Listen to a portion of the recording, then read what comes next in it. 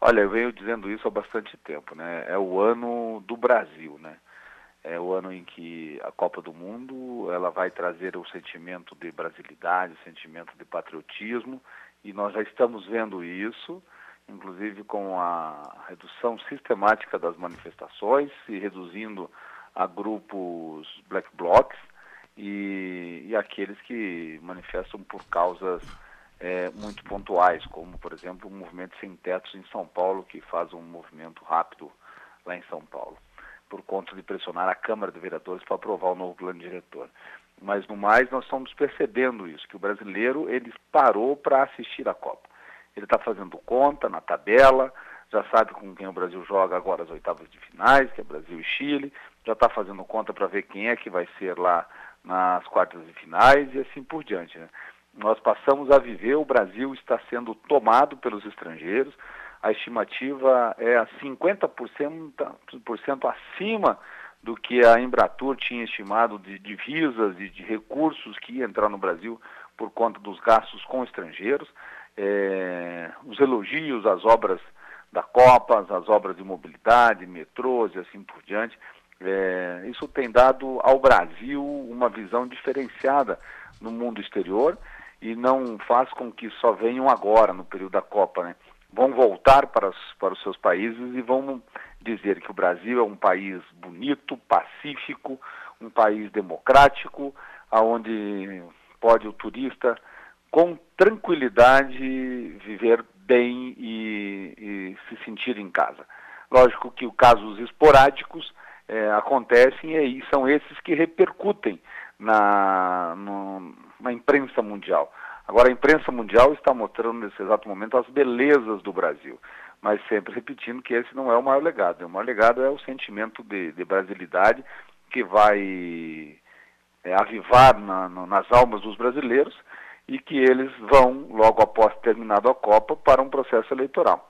E nesse processo eleitoral nós todos vamos buscar, no voto consciente que nós queremos, nós vamos buscar aí eleger aqueles que nós achamos que são os melhores para gastar o nosso dinheiro, produto dos nossos impostos, seja no âmbito do governo do Estado ou no âmbito do governo federal, porque é assim que funciona, você escolhe alguém que você dá essa procuração nas urnas para alguém ir até os cofres do governo e gastar o seu dinheiro, na saúde, na educação, na mobilidade, naquilo que achar que é melhor, mas não é só isso, tem um plano de trabalho que é apresentado e que é sabatinado pelas urnas, e depois você elege também os parlamentares, seja senadores, deputados, federais e estaduais, para fiscalizar se essa execução está sendo a contento, de acordo com aquilo que o povo votou ou não.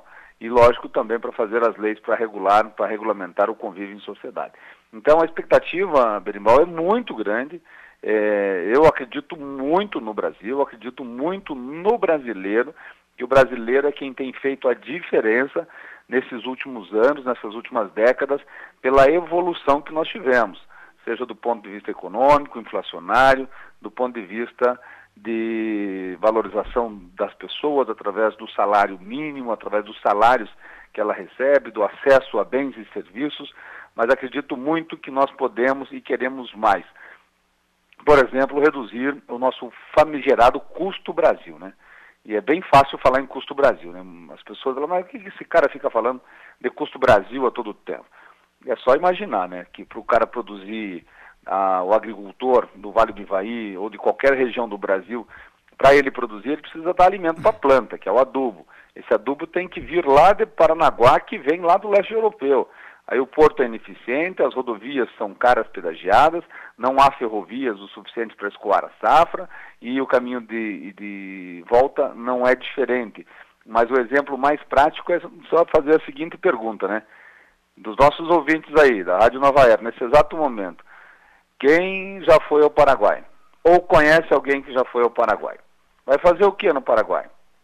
Vai comprar, né? Vai comprar por quê lá? Porque o Paraguai produz, o Paraguai é um estado produtor, tal. Não, não é não, filho.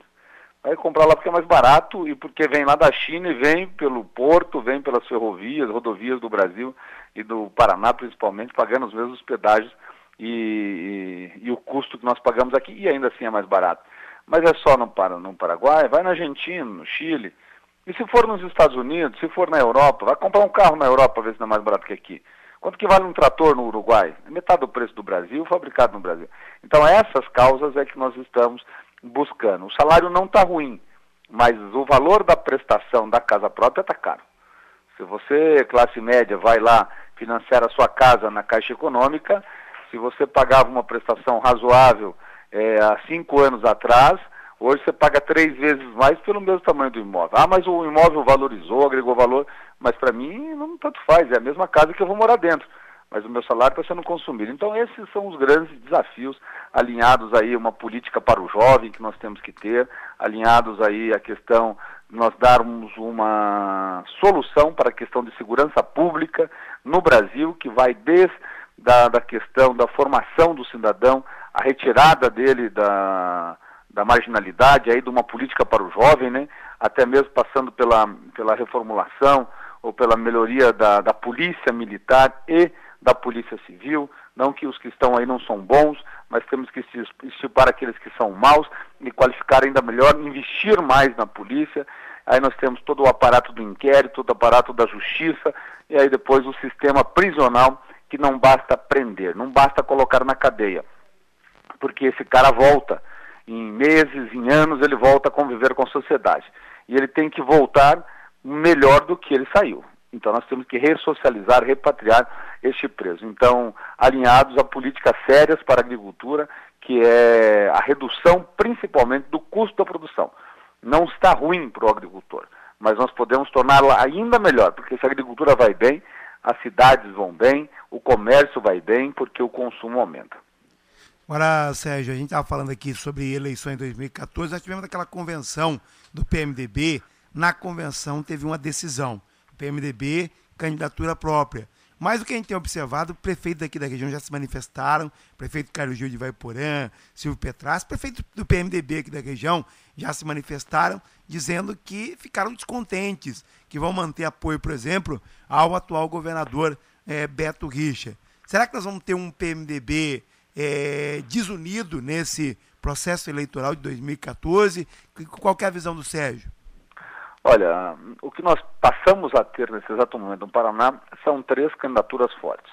A candidatura à reeleição do Beto Richa, a candidatura do Roberto Requião, que já foi governador por 3 vezes no Paraná e tem um discurso forte e tem uma militância forte que é do partido, e a candidatura da Gleisi Hoffmann, que é senadora, foi chefe da Casa Civil por mais de 2 anos e meio e tem uma bagagem enorme, além de um partido forte. São 3 candidaturas fortes, além de outras candidaturas menores que se falam do Silvio Barros e também da Rosane Ferreira, que é do Partido Verde. Então, como é que fica esse cenário do PMDB? O PMDB é o maior partido do Brasil e é o partido mais democrático. Tanto é democrático que se permitiu, durante todo o processo pré-convenção, a militância trabalhar nos 2 sentidos, no sentido de coligação e no sentido de candidatura própria. Nunca ninguém coibiu, não houve pressão, muito pelo contrário, houve campanha intrapartidária para ganhar os adeptos, os delegados adeptos para o resultado que pretendia qualquer uma das alas. Agora, como é que fica o PMDB? O PMDB é muito forte. Ele tem de começar a se agrupar. Os deputados estaduais começam a declarar apoio à candidatura do Requião, vários deles, isso vai acontecer, não todos, mas muitos vão, e alguns vão ficar mais quietos, não vão se manifestar porque são candidatos à reeleição, e sendo candidato à reeleição, ou são candidatos a uma primeira eleição, se manifestar contra o partido pode ser considerado um ato de infidelidade partidária. Se o partido não tivesse candidato, era uma outra situação. Então, se não gostam da pessoa, do candidato, nesse caso o Requião, vão ficar fora do processo eleitoral para governador, vão cuidar das suas campanhas sozinhos. No entanto, o partido ele é livre. As pessoas filiadas aos partidos, no caso dos prefeitos, eles são livres para trabalhar para o candidato A ou B. Não há uma obrigatoriedade, e isso é a democracia do país, porque se o partidário ele não concorda com a tese do candidato do partido, ele permite a ele tranquilamente trabalhar para outro partido, desde que ele não seja candidato, né? Porque se ele for candidato, aí pode vir a infidelidade partidária. Não quer dizer que não há no outro caso também, nos outros casos, mas a infidelidade partidária para quem é candidato pode levar à perda, à expulsão do partido e à perda do cargo, né?